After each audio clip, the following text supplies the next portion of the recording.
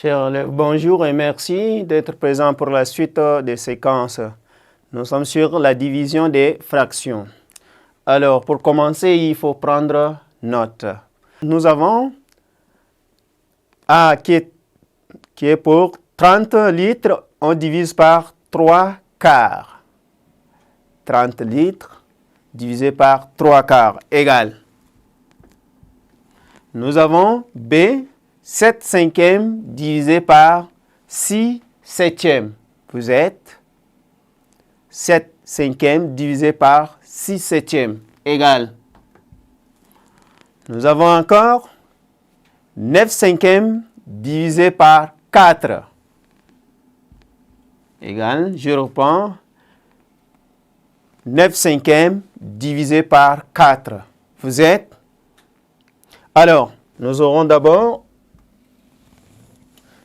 à prendre 1 qui est égal 30 litres, on divise par 3 quarts.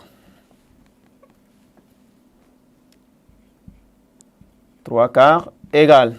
Alors, ici, nous avons à diviser un nombre entier par une fraction. Alors, diviser un nombre entier par une fraction, je prends l'inverse du second terme. Le second terme ici, c'est la fraction 3 quarts. Alors, 3 quarts ici, son inverse est 4 tiers. 4 tiers. Alors, si on prend déjà son inverse, au lieu que ce soit la division, l'opération devient la multiplication. Alors, nous aurons à faire maintenant 30 litres. On multiplie par 4 et on divise par 3. Donc, nous aurons 30 à multiplier par 4 divisé par 3. Si nous essayons de poser, nous aurons 30 multiplié par 4. 4 fois 3, 12. Alors, j'ajoute le 1, 0. Donc, il y a plusieurs manières que vous pouvez, soit vous passez par simplification, soit vous divisez. Alors, nous aurons maintenant 120 divisé par 3. Donc, on lit 120 tiers. Alors, s'il faut simplifier, nous allons essayer de diviser les 120. Voilà, nous avons ici, à simplifier 3. Ça nous donne quoi? Donc, nous aurons maintenant, ceci est égal, 41 qui donne 40 litres. Donc, si nous avons 30 à diviser par 3 quarts, la réponse est 40 litres.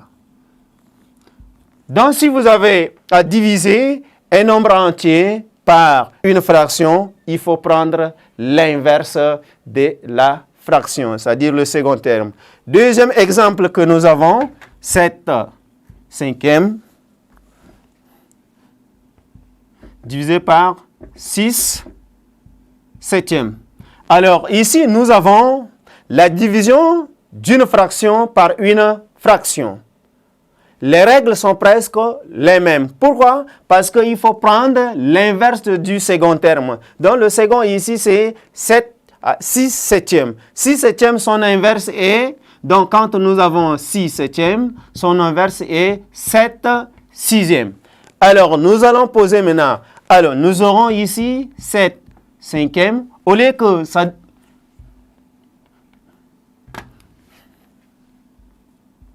Au lieu que ça soit la division, ça devient ce qu'on appelle ici la multiplication. Donc, nous aurons maintenant 7 cinquièmes à multiplier par 7 sixièmes. Donc, nous posons, l'opération s'effectue entre les numérateurs. Donc, nous aurons 7 fois 7 sur 6, sur 5 fois 6. Donc, 7 fois 7, c'est 49. J'écris 49. Au numérateur, 6 fois 5, c'est 30. Alors, j'écris maintenant 7 cinquièmes divisé par 6 septièmes. La réponse est 49 trentièmes. J'encadre la réponse. nous avons encore le dernier exemple, il faut bien suivre. 9 cinquièmes à diviser par 4. Alors ici, nous avons une fraction à diviser par un nombre entier. Alors, tout nombre entier écrit, son dénominateur ici est 1.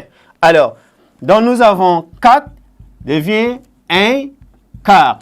Alors, nous aurons maintenant 9 cinquièmes à multiplier par 1 quart. Alors, nous aurons 9 fois 1 sur 5 fois 4. 9 fois 1, 9. 5 fois 4, 20. Alors, si nous avons, voilà le résultat, nous avons 9 cinquièmes à diviser par 4. Le résultat est 9 vingtièmes. Alors, ce qu'il faut retenir, chers élèves, pour diviser un nombre entier par une fraction, je multiplie le nombre par le dénominateur de la fraction et le numérateur devient son dénominateur.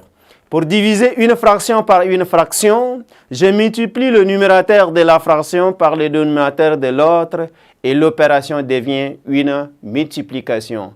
Merci d'être attentif et au revoir pour la suite de notre séquence.